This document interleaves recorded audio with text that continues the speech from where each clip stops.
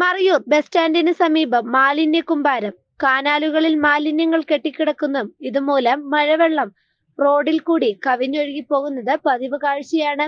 ഇടുക്കിയിൽ ആരോഗ്യവകുപ്പ് മഴക്കാല രോഗങ്ങൾ മുന്നറിയിപ്പ് നൽകുന്നുണ്ടെങ്കിലും ഇതറിഞ്ഞ ഭാവം മറയൂർ ആരോഗ്യവകുപ്പിന് ഉണ്ടായിട്ടില്ല എന്നാണ് നാട്ടുകാർ പറയുന്നത്. இதை பார்த்துக்கிட்டு இருக்க கேரளா விசன் நேயர்கள் அனைவருக்கும் வணக்கம். நம்ம ஒரு பல தவணை வந்துட்டு இந்த காரியத்தை நம்ம எடுத்து சொல்லிகிட்டே தான் இருக்கோம். ஆனால் அதுக்கு வந்துட்டு ஒரு நடைமுறையாக கிடையாது. என்ன அப்படின்னா, மறையூர் பஞ்சாயத்தில் டவுன் பாகத்தில் இருக்கக்கூடிய அழுக்குச்சால், இந்த அழுக்குச்சாலில் வந்துட்டு இங்கே உள்ள தேவையில்லாத வேஸ்ட்டுகளும் காரியங்களும் வந்துட்டு அதில் ஒழிக்க விடுறதுனால நமக்கு வந்துட்டு அங்கே ஸ்மெல்லு, பயங்கர ஸ்மெல்லு. அந்த ஏரியாவில் நடக்க முடியல, காரியம் செய்ய முடியல.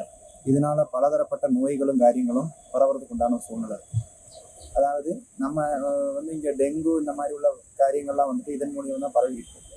நம்ம சர்க்காராக இருக்கட்டும், நம்மளுடைய பஞ்சாயத்தாக இருக்கட்டும், பாக்கி உள்ள பரண சமிதிகளாக இருக்கட்டும், அந்த நோய் வந்ததுக்கு பிறகு தான் அதுக்குள்ள நடவடிக்கை ஆகிட்டு முன்னோட்டு போகிறாங்க.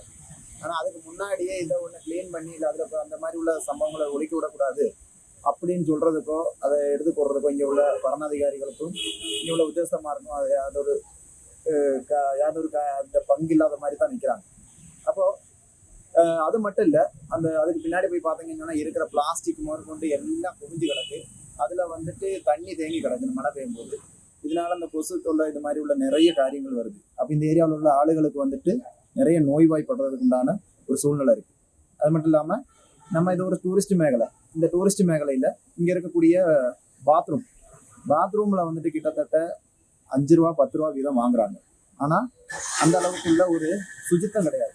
அதாவது பாக்கி உள்ள ஏரியாக்கள்லாம் போய் பார்த்தோம்னா அதை க்ளீன் பண்ணிக்கிட்டே இருப்பாங்க. அது இந்த மாதிரி இந்த பாத்ரூமை போய் முடிச்சிருச்சிங்கன்னா அன்னைக்கு சாயங்காலமோ இல்லைன்னா மறுநாள் காலையிலையோ 2-3 வேலைக்காரங்களை வச்சு அதை நீட்டாக க்ளீன் பண்ணி நல்ல ரீதிக்கு வச்சுருப்பாங்க. ஆனால் இங்கே வந்து போய் பார்த்தோம்னா பாத்ரூமுக்குள்ளே போய் நமக்கு யூரினோ பாத்ரூமோ போக கூட முடியலை. ஏன்னா இந்த டூரிஸ்ட்டுகள் வர்றவங்க வந்து அவங்க அதுக்குள்ள தேவையில்லாத பொருட்களை முதற்கொண்டு எல்லாம், அதாவது இதுக்கு சொல்ல போனால் அவங்களுக்குள்ள பேடுகள் முதற்கொண்டு, குழந்தைகளுக்குள்ள பேடுகள் முதற்கொண்டு எல்லாத்தையுமே அதுக்குள்ளேயே வச்சுட்டு போகிறதுக்குண்டான சூழ்நிலை.